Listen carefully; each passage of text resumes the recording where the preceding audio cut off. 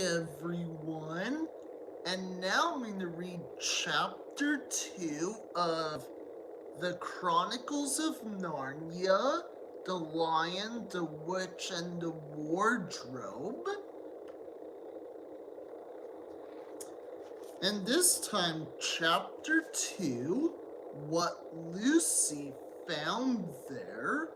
So, for example, "Good evening," said Lucy, but the fawn was so busy picking up its parcels that at first it did not reply. When it had finished, it made her a little bow. Good evening," said the fawn. "Excuse me, I don't want to be inquisitive, but should I be right in thinking that you are a danger, a daughter of Eve?" "My name's Lucy," said she, not quite understanding him. "But you are, forgive me, you are what they called a girl?" asked the fawn. "Of course I'm a girl," said Lucy. "You are in fact human." "Of course I'm human," said Lucy, still a little puzzled. To be sure, said the fawn. "How stupid of me, but I've never seen a son of Adam or a daughter of Eve before.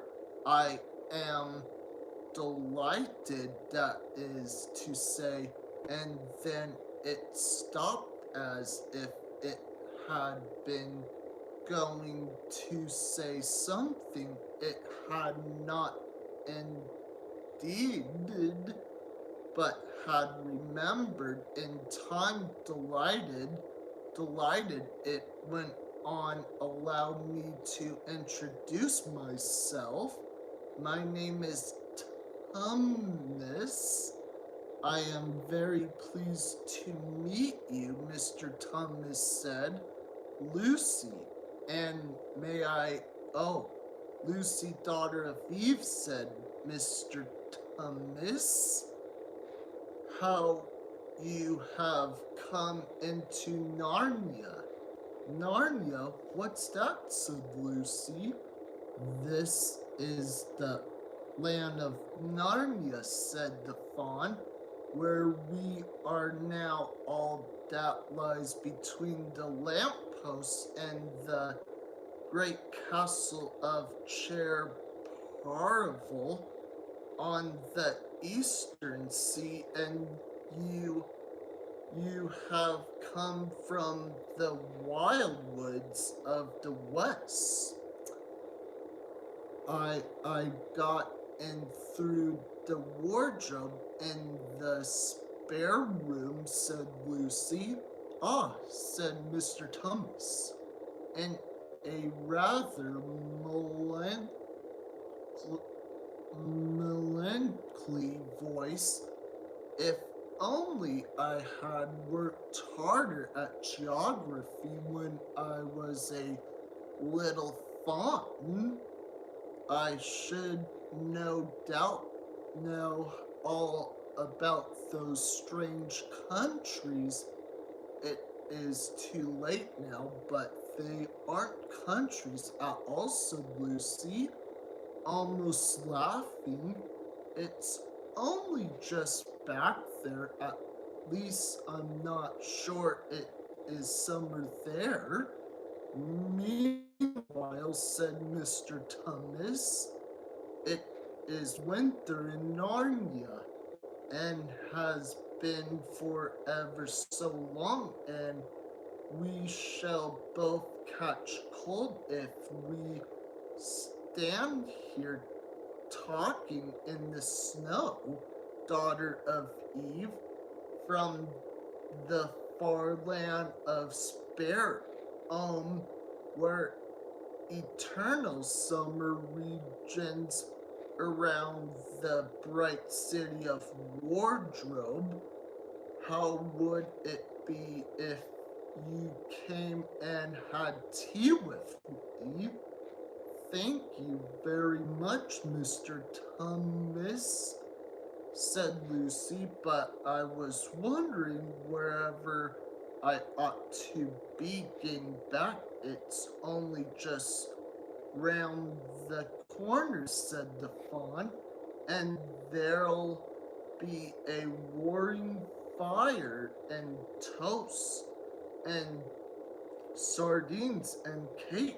Well, it's very kind of you, said Lucy, but I shan't be able to stay long if you will take my arm, daughter of Eve, said Mr. Thomas. I shall be able to hold the umbrella over both of us. That's the way. Now, off we go. And so Lucy found herself walking through the wood, arm in arm with this strange creature, as if they had known one another all their lives. They had not gone far before they came to a place where the ground became rough and there were rocks all about and little hills up and little hills down. At the bottom of one small valley, Mr. Thomas turned suddenly aside as if he were going to walk straight into an unusually large rock, but at the last moment, Lucy found he was leading her into the entrance of a cave. As soon as they were inside, she found herself blinking in the light of a wood fire. Then Mr. Thomas stooped and took a flaming piece of wood out of the fire with a neat little pair of tongs and lit a lamp. Now we shan't be long, he said, and immediately put a kettle on.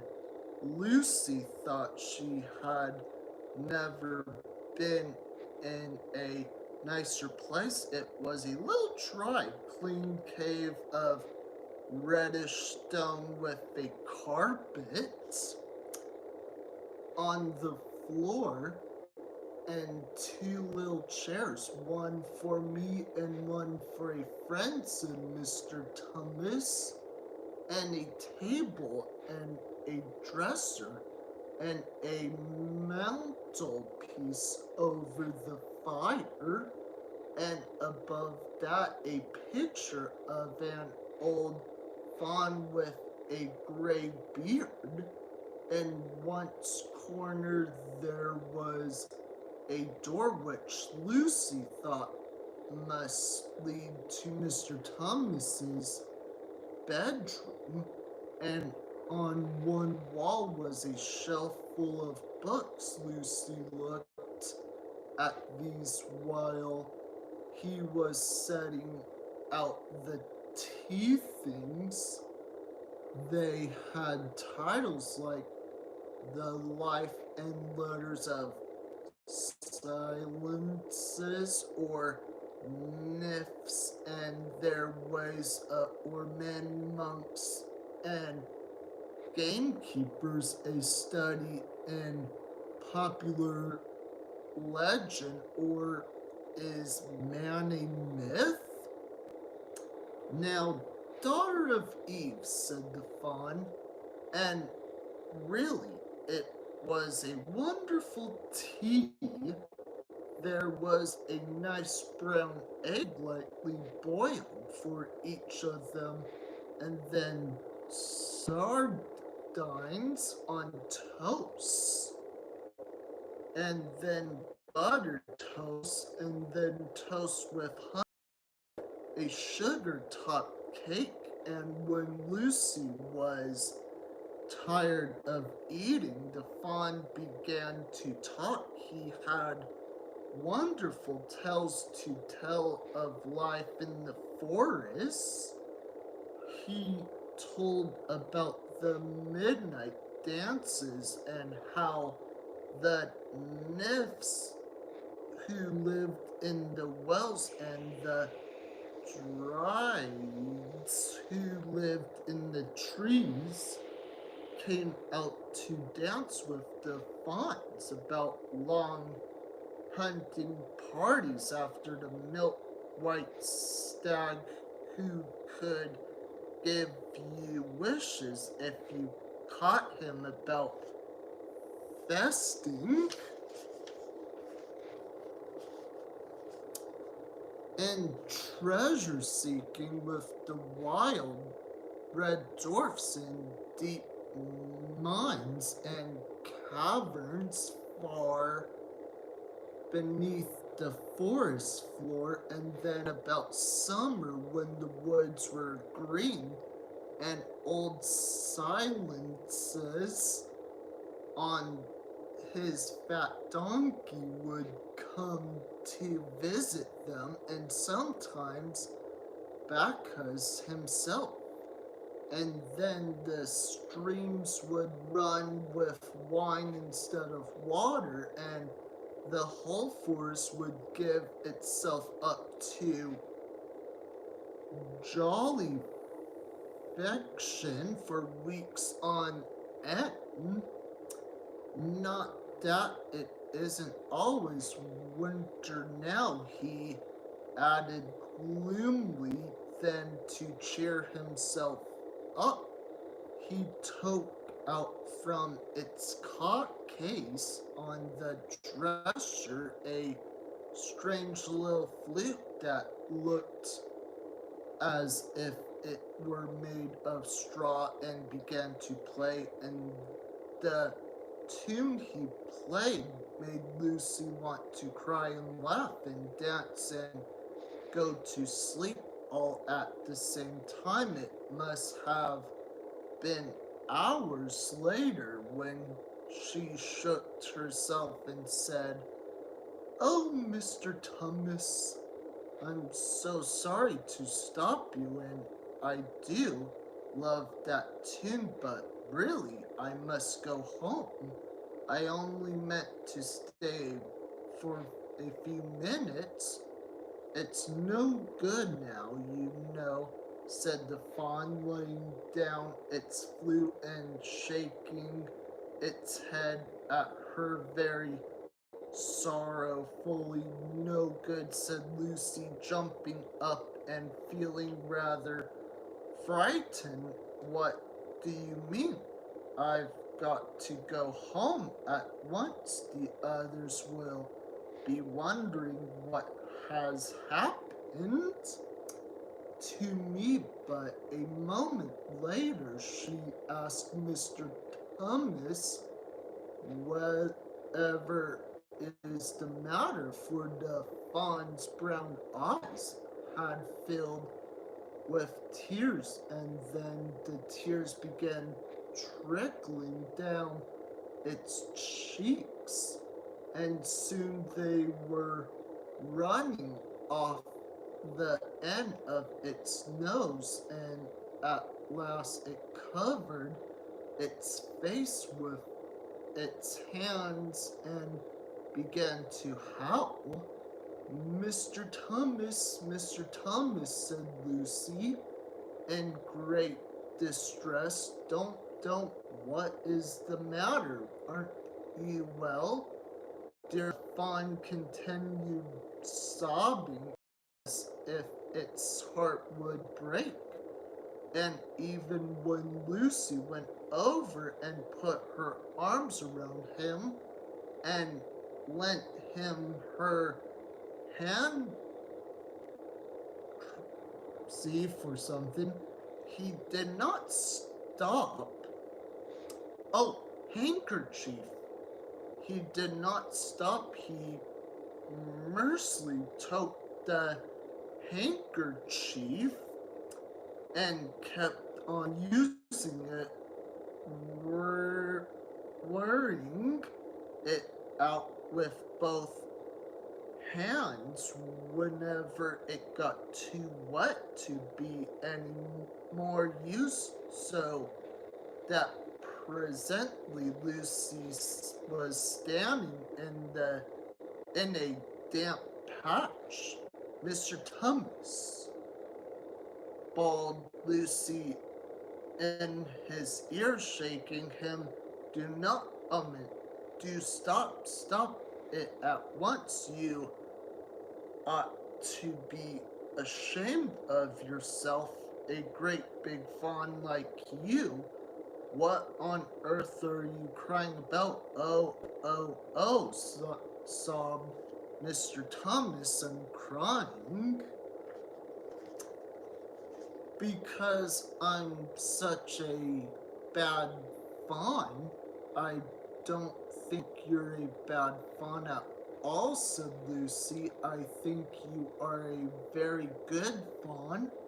You are the nicest fawn I ever met.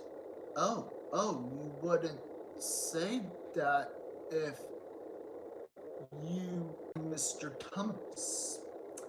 Between his sobs, no, I'm a bad fawn. I don't suppose there ever was a worse fawn since the beginning of the world. But what have you done? Asked Lucy. My old father now, said Mr. Thomas. That's his picture over the mantelpiece. He would never have done a thing like this. A thing like what? Said Lucy. Like what I've done, said the fawn, taken service under the White Witch. That's what I am. I'm in the pay of the White Witch. The White Witch? Who is she? Why, it is she that has got all Narnia under her thumb. It's she that makes it always winter, and never Christmas. Think of that. How awful, said Lucy, but what does she pay you for? That's the worst of it, said Mr. Thomas, with a deep groan. I'm a kidnapper for her, that's what I am. Look at me, daughter of Eve. Would you believe that I'm the sort of fawn to meet a poor innocent child in the wood? One that had never done me any harm, and pretended to be friendly with it and invite it home to my cave, all for the sake of lulling it asleep and then handing it over to the White Witch. No, said Lucy, I'm sure you wouldn't do anything of the sort, but I have, said the fawn. Well, said Lucy rather slowly, for she wanted to be truthful and yet not be too hard on him. Well, that was pretty bad, but you're so you're so sorry for it that I'm sure you will never do it again. Daughter of Eve, don't you understand? Said the fawn. It isn't something I have done. I'm doing it now, this very moment. What do you mean? Cried Lucy, turning very white. You're the child, said Thomas. I had orders from the White Witch that if ever I saw a son of Adam or a daughter of Eve in the wood, I was to catch them and hand them over to her. And you are the first I ever met, and I've pretended to be your friend and asked you to tea, and all the time I've been meaning to wait till you were asleep and then go tell tell her. Oh, but you won't, Mr. Thomas, said Lucy. You won't, will you? Indeed, you really mustn't. And if I don't, she he beginning to cry again. She's sure to find out, and she'll have my tail cut off and my horn shorn off and my beard plucked out, and she waved her wand over my beautiful cloven hoofs and turned them into horrid solid hoofs like a wrenched horse's, and if she is extra and specially angry, she'll turn me into stone, and I shall be only a statue of a fawn in her horrible house until the 4 thrones at Cair Parvel at our field. And God goodness knows when that will happen, or whenever it will ever happen at all.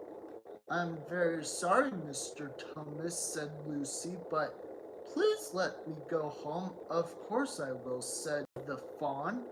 Of course I've got to. I see that now. I haven't known what humans were like before I met you. Of course I can't give you up to the witch. Now, now that I know you, but we must be off at once. I'll see you back to the lamppost. I suppose you can find your own way from there back to space and wardrobe. I'm sure I can, said Lucy. We must go as quietly as we can, said Mr. Thomas. The whole wood is full of her spies. Even some of the trees are on her side. They both got up and left the tea things on the table, and Mr. Thomas once more put up his umbrella and gave Lucy his arm, and they went out into the snow. The journey back was not at all like the journey to the fawn's cave. They stole along as quietly as they could without speaking a word, and Mr. Thomas kept to the darkest places. Lucy was relieved when they reached the lamppost again. Do you know your way from here, daughter of Eve, said Thomas. Lucy looked very hard between the trees and could just see in the distance a patch of light that looked like daylight. Yes, she said, I can see the wardrobe door. Then be off home as quick as you can, said the fawn. And can you ever forgive me for what I meant to do? Why, of course I can, said Lucy, shaking him heartily by the hand. And I do hope you won't get into dreadful trouble on my account. Farewell, daughter of Eve, said he.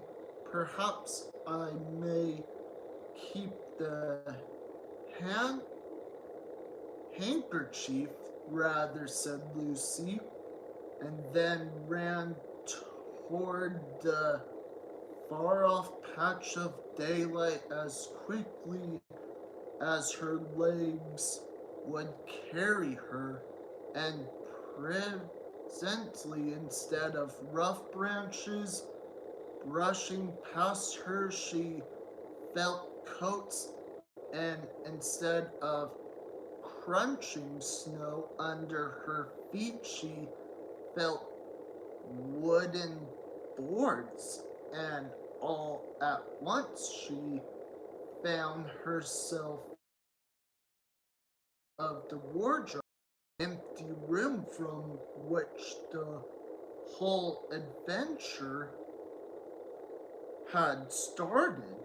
She shut the wardrobe door tightly behind her and looked around, panting for breath. It was still raining, and she could hear the voices of the others in the passage. I'm here, she shouted. I'm here.